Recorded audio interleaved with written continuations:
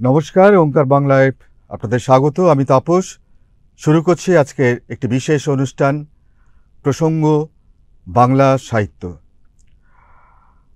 কলকাতা এটি সাংস্কৃতিক শহর, গোটা ভারতবর্ষ জুড়ে যার নাম, এবং এই শহরে সাহিত্য এবং কবিতা নিয়ে যে পাগলামি চলে, আমার মনে হয় না যে ভারতবর্ষে অন্য কোনো শহরে এই ধরনের উন্মাদনা দেখা যায়। কবিতাকে ঘিরে বাংলার সেই বহু দিনের যে একটা উন্মাদনা, তা আজও চলছে, কিন্তু তার মুখটা যেন বদলে যাচ্ছে। আমরা জানি নন্দন এই কলকাতার একটি সাংস্কৃতিক হাব, যেখানেই চলে কবিতা, সাহিত্য এবং বিভিন্ন সাংস্কৃতিক অনুষ্ঠান। আমাদের আজকের বিষয় একেবারেই কবিতা। আমাদের সঙ্গে আছেন প্রসূন ভৌমিক। কবি প্রসূন ভৌমিক বিজল্প বলে ৯০ দশকের বাংলা কবিতা জগতের প্রতিনিধিত্ব স্থানীয় একটি পত্রিকার সম্পাদক, এবং যা ছিল তরুণদের মুখ, সেই মুখ বজায় রেখে আজও প্রসূন চালিয়ে যাচ্ছে তার বিজল্প পত্রিকা। এবং একই সঙ্গে প্রসূনের একটি পরিচয়, সে এই যে বাংলা সাহিত্য এবং পশ্চিমবঙ্গ বাংলা একাডেমি পরিচালন কমিটির একজন প্রতিনিধি। বিভিন্ন রকম যে সমস্ত ঘটনা প্রবাহ চলছে সময়ের পরিবর্তনের সঙ্গে, বাংলা সাহিত্যকে ঘিরেও যেন উঠে আসছে এই সময়ের অনেক রকম তোলপাড়, অনেক অভিযোগ শোনা যাচ্ছে। আমি শুনব প্রসূনের কাছে যে সে কিভাবে দেখছে এই সময়টাকে, যেটা এখন যারা তরুণ প্রজন্ম উঠে আসছে তাদের কাছে কি ধরনের দৃষ্টান্তগুলো জেগে উঠছে এই কবিতা, এই সাহিত্য জুড়ে বাংলার। কবিতা মূলত একটা নিভৃত যাপনের একাগ্র সাধনা ফল। আর কবিতা কেন্দ্রিক যে চর্চাগুলো, সেগুলো তখন অনেক মানুষ থাকে, তার মধ্যে যৌথ যাপনার মধ্যে যেতে হয়।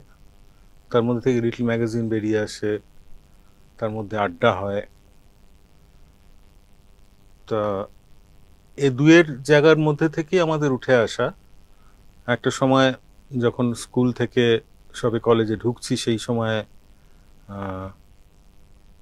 কবিতা লেখা শুরু, এবং কবিতা লেখা শুরুর পরে আমার পাশাপাশি আরও অনেকে যখন লেখালেখি করছে, তখন কাছাকাছি টেনে নিয়ে একটা পত্রিকার প্রয়াস শুরু হয়। বিজল্প যখন প্রথম বেরোয়, তখন অনেকে তাকে জানতো যে সেটা বোধহয় স্কটিশ চার্চ কলেজের পত্রিকা, কারণ স্কটিশ চার্চ কলেজের ছেলেমেয়েরা সেখানে মুখ্য ভূমিকা পালন করেছিল। তো এটা চলতে চলতে পরবর্তীকালে এটা কখনো হয়ে দাঁড়ায় যাদবপুর ইউনিভার্সিটির পত্রিকা, কখনো হয়ে দাঁড়ায় প্রেসিডেন্সি কলেজের পত্রিকা, কখনো হয়ে দাঁড়ায় কলকাতা ইউনিভার্সিটির পত্রিকা। কিন্তু সকলেরই মূল যোগাযোগের জায়গাটা ছিল কফি হাউস। এবং তখন কবিতা লিখে তাকে প্রকাশ করার যে মাধ্যম, সেটা হচ্ছে পত্রিকা বা হোক, বা দেয়ালে কোনো দেওয়াল পত্রিকা হোক। সেইখানে আমরা চেয়েছিলাম নতুন মুখদের, আমাদের ৯-এর দশকে পথ চলা শুরু, সে ৯-এর দশকের নতুন যারা লেখালেখি করছেন তাদেরকে কিভাবে তুলে আনা যায়। এবং আমাদের ঠিকানা ৪২ স্কটল্যান্ড অনেকের কাছেই খুব নস্টালজিক এবং ঐতিহাসিক একটা ঠিকানা, আমারই বাড়ির ঠিকানা। তা সেই ঠিকানায় পত্রিকার জন্য চিঠি আসতো, চিঠিতে কবিতা আসতো, আমরা সেই কবিতা সিলেক্ট করতাম। এবং এখনও বলতে পারি ৭৫ থেকে ৮০% যে নাম এবং কবিতা ছাপা হতো, তারা আমাদের পরিচিত ছিলেন না। শুধুমাত্র কবিতার গুণেই তারা বিচার্য হয়ে প্রকাশিত হতেন। আর কিছু বন্ধু বান্ধব যারা ছিল, তারা স্কটল্যান্ডে তোমার ঠিকানার কথা বললে আমি জানি সেই সময় যে বিনয় মজুমদারও পর্যন্ত চিঠি লিখে পাঠাতেন তোমার কাছে। হ্যাঁ, বিনয় মজুমদার কবিতা লিখে পাঠিয়েছিলেন, ঐতিহাসিক কবিতা লিখে পাঠিয়েছিলেন। মানে সেটা চিঠি উনি তো ডাক মারফত উনি পাঠাতে পারতেন না, ওনার আশেপাশে যারা থাকতো তারা আমার কাছে পৌঁছে দিতেন। আর প্রথম যে বিনয় মজুমদার আমার নাম ধরে এবং স্কটল্যান্ড নাম নিয়ে যে কবিতাটা উনি লিখে দিয়েছিলেন, সেটা ছিল মেডিকেল কলেজে উনি যখন সাইকিয়াট্রিক ডিপার্টমেন্টে ভর্তি, তখন আমি সাম্যব্রত আমরা ওনার সঙ্গে দেখা করতে যাই। তখন বলি যে আপনি কেমন আছেন ইত্যাদি, আপনি এখনও কি লিখছেন, তাহলে কাগজ দাও। বলিও নি লেখা দিন, তা বলি কাগজ দাও। তা বলে তোমার নাম কি, আমার নাম প্রসূন। এই সমস্ত কথাই লেখার মধ্যে, কবিতার মধ্যে মধ্যে যায়, এবং প্রতিটি শব্দবন্ধ মানে ছন্দবদ্ধ জায়গাতে, মানে অক্ষরবৃত্তে উনি যে ছন্দে উনি সারা জীবন লিখেছেন, চূড়ান্ত অভ্যস্ত সেটাই। এবং তার মধ্যে স্কটল্যান্ড ঢুকলো, লন্ডন ঢুকলো, আমার স্ট্রিট চলে এলো, প্রসূন চলে এলো। তারপর এইভাবে উনি একটা দিলেন, এবং সেটা আমরা ফ্যাক্সিমিলি করে একটা সংখ্যা করেছিলাম কবিতায় 9 দশক বলে, তার পেজ ওয়ানে আমরা ছাপিয়েছিলাম। তা সেটা একটা জায়গা। তা এই যে প্রবীণ কবিদের সঙ্গে নবীন কবিদের যোগাযোগ, শ্রদ্ধার সম্পর্ক, তাদের কাছ থেকে শিখতে পারার একটা আকাঙ্ক্ষা, এগুলো তখনকার দিনে ছিল, যে এখনও রয়েছে। ঘটনাটা বদলে গেল হঠাৎ করে যখন সেই সময় সীমিত পত্রিকা ছিল। বিজল্প যেমন একটা লিটল ম্যাগাজিন, সেই সময় সবসময় এই বড় পত্রিকা, তাদের যে মুখপত্র, তাদের দিকে অনেক বেশি আগ্রহ ছেলে মেয়েদের এবং বড় কবিদেরও। তারা ওখানে লেখা প্রকাশিত হলে তারা উল্লসিত বেশি হতেন। সেখানে বিজল্পে এসে একটা কাছাকাছির মধ্যে একটা জায়গা তারা পেল। বিজল্পের কাছাকাছি আরও নতুন নতুন পত্রিকা আমাদের সামনে চারিদিকে গজিয়ে উঠলো, মানে বেড়ে উঠলো। তা সেখানে লেখা প্রকাশ পেতে থাকলো। একটা মানে কেউ যে আন্দোলনের কবিতা লিখছে তা নয়, আমাদের মধ্যেও অনেকে সেই সময়, আমরাই লিখেছি আন্দোলনের কবিতা নানান, কিন্তু আমরা প্রেমের কবিতাও লিখেছি, অনেকে প্রেমের কবিতা, নৈসর্গের কবিতা লিখছে। একসঙ্গে এতগুলো ছেলে মেয়ে কবিতা লিখে একটা প্ল্যাটফর্মের মধ্যে, মূলত বিজল্পকে ঘিরে, এটা একটা আন্দোলন। ওই যে দেখেছো তুমি 90 দশকের কথা বলছো, 25 বছর, এই 25 বছরের পরিবর্তনটা কি এই মুহূর্তে? 25 বছরের পরিবর্তন হচ্ছে, আমরা তখন ভেবেছিলাম একটা সময় বোধহয় এই যে খবরের কাগজ পরে যে ইন্টারনেট আসছে, অডিও ভিজুয়াল মিডিয়া আসছে, আর বোধহয় বই ছাপাছাপি বন্ধ হয়ে যাবে, আর বোধহয় লেখালেখির দিকে মানুষের মন থাকবে না। সেটা আমরা দেখলাম উল্টে অডিও ভিজুয়াল মিডিয়াতেও লেখা আসছে, নেটের মাধ্যমে, ফেসবুকের মাধ্যমে একটা বিস্ফোরণ হলো যারা ক্রিয়েটিভ রাইটিংসের মধ্যে থাকেন, কবিতা হোক, গল্প হোক। এবং সেখানে সেই সময় যারা লেখালেখির জন্য প্ল্যাটফর্ম খুঁজছেন, এখন তাদের প্ল্যাটফর্ম খোঁজার দরকার নেই, তারা নিজেরা নিজেদের ফেসবুকে লিখছেন। বরং অসুবিধা কিছুটা হলো যে অন্য কবিদের সঙ্গে যে দূরে গিয়ে অপেক্ষা করে বসে থেকে পাতিরামে যাব, বই তুলব, তারপরে ওই কবির বাড়িতে যাব, একটুখানি সঙ্গ করব, সেই জায়গাগুলো বোধহয় অনেকটা কমে এসছে। সেখানে ফেসবুকের মধ্যেই মূলত হচ্ছে, এবং এর অতি ব্যবহারে সমস্যাও যেটা হচ্ছে, কবিতার মানের ক্ষেত্রেও সমস্যা দাঁড়াচ্ছে। সেখানে একটা লিখে ফেললাম, সঙ্গে সঙ্গে ফেসবুকে দিলেই আহা অপূর্ব, কি সুন্দর, আনন্দ ইত্যাদি রকমের হাতে নাতে যে অ্যাপ্রিসিয়েশন গুলো আসছে। এবং সে যারা উৎসাহিত করছেন তাদের সবাই তো সবসময় বেতন থেকে করছেন তা নয়, তারা এই অভিব্যক্তিগুলো শিখেছেন, যারা কনার্সিয়ার্স অফ আর্টস তাদের কাছ থেকে শিখেছেন, শিখে বুঝতে পেরেছেন যে এখানে মোটামুটি একটা খারাপ লাগছে না, ভাঙাচোরা লাইনে 4-5 লাইন, 10 লাইন, 15 লাইন আছে, ঠিক আছে, পুরোটা পড়ারও দরকার নেই, মোটামুটি ঠিক আছে, অপূর্ব, তারপর দিলে অসাধারণ একটা, এরকম করে পরপর কয়েকটা পড়লো, তো সেই কবিতা দাঁড়িয়ে গেল। তো এটা হচ্ছে অসুবিধার জায়গা ফেসবুকে কবিতা লেখার। কিন্তু ফেসবুকে বহু উত্তীর্ণ কবিতা সেগুলো লেখা হয়েছে, সেগুলোও দেখেছি। তাই ফেসবুক একটা বড় চেঞ্জ আমাদের সময়ের সঙ্গে আজকের সময়ের। আর ফেসবুক একটা মিডিয়াম, এবং এটাকে একটা প্ল্যাটফর্ম করে এখন যারা লেখালেখি করছে বেশ কয়েক বছর ধরে দেখা যাচ্ছে ওরা একটা প্ল্যাটফর্ম পেয়েছে, যোগাযোগের জায়গা। তারপরেও কিন্তু পত্রিকা করতে হচ্ছে। হ্যাঁ, মানে পত্রিকার ভূমিকা কম, আমরা ভেবেছিলাম কমে যাবে। আমরা যে বিজল্পটা মাঝখানে বন্ধ ছিল, আবার বিজল্প শুরু করলাম, সেখানে আমরা কবিতা লিখবো না, নতুন প্রজন্মের ছেলেদের জন্য আমরা করলাম। আমরা যখন বিজল্প করেছিলাম তখনও নতুন প্রজন্ম, আমরাই তখন নবীন ছিলাম। আজকের নবীনদের জন্য যখন পত্রিকা শুরু করলাম, তখন তার উৎসাহ দেখে বুঝলাম যে মানে শুধু ফেসবুকে লিখে তারা সন্তুষ্ট না, তারা একটা প্রপার মাধ্যম চাইছে যেখানে অনেকে একটা সেই পত্রিকার প্রতি, তারা সেই পত্রিকার সম্পাদনার প্রতি তারা শ্রদ্ধাশীল থাকবে, যে এই পত্রিকা যখন বেরিয়েছে তখন এটা একটা ন্যূনতম মান উত্তীর্ণ হয়েছে বলেই সেটা প্রকাশিত হয়েছে। আমার নিজের ফেসবুক ওয়ালে যেটা প্রকাশ করলে তার যে অথেন্টিসিটি ততটাখানি থাকে না, সেটা এখানে প্রকাশিত হচ্ছে এবং মর্যাদা পাচ্ছে।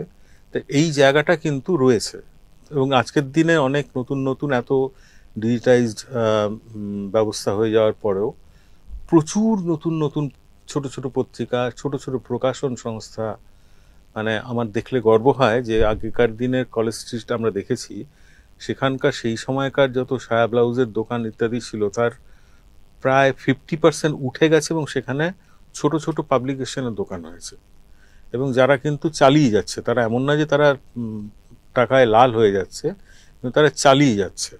তো এইটা খুব গুরুত্বপূর্ণ একটা জায়গা, যে আমরা যে ভয় পেয়েছিলাম যে একটা সময় ডিজিটাইজেশন আমাদের ক্রিয়েটিভিটিকে এই ছাপাছাপির জায়গা থেকে দূরে সরিয়ে নিয়ে ডিজিটাইজ জায়গায় নিয়ে যাবে এবং কবিতা থেকে মানুষ দূরে সরে যাবে, সেটা নয়।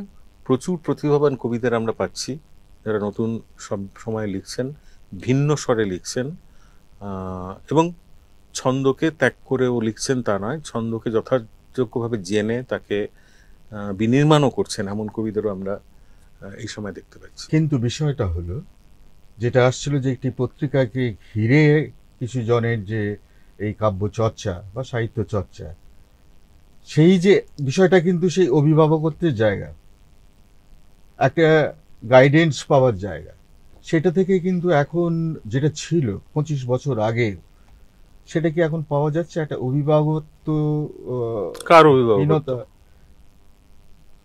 মানে আমরা দেখেছি একটা সময়, যেমন যদি আমরা সুনীল গঙ্গোপাধ্যায় বলি, আমি শঙ্খ ঘোষের কথা বলি, শক্তি চট্টোপাধ্যায়ের কথা বলি, এই যে যারা একটা অভিভাবকত্বের জায়গা নিয়ে চক্রবর্তী এরা করে গেছেন, একটা কিভাবে লেখা উচিত, কিভাবে যাওয়া উচিত, কিভাবে তার অগ্রগতি সম্ভব, কি তার যে পরামর্শগুলো পাওয়া যেত, তার কি অভাব এখন নেই? এখন সেই অভিভাবকের জায়গাটা কোথায়?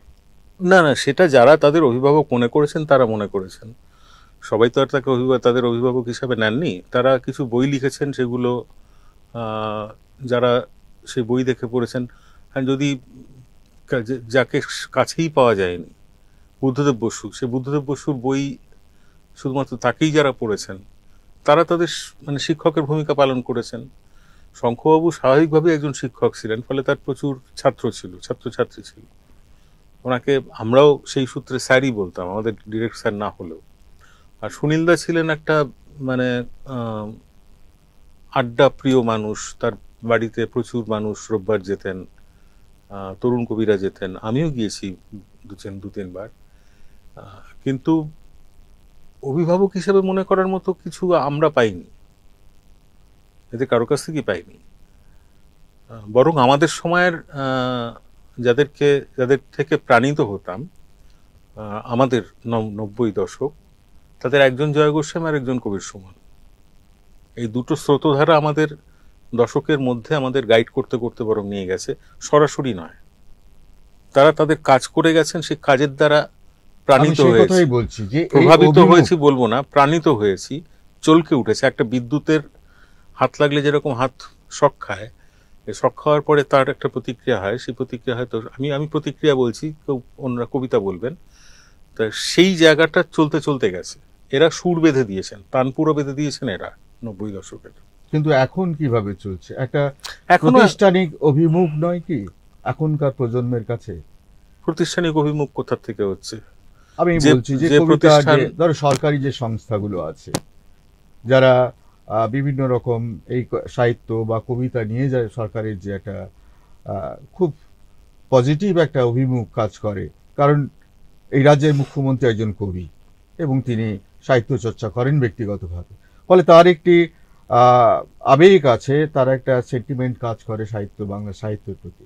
সেই লক্ষ্য থেকে তো তিনি করেছেন যে পশ্চিমবঙ্গ বাংলা একাডেমি কথা কি ধরা যায়, অনেক আগে থেকে ছিল, কিন্তু বিষয় যে কাজপত্রগুলো যে বাড়ছে, এই যে প্রতিষ্ঠানগুলো কতটা দায়িত্ব পালন করছে?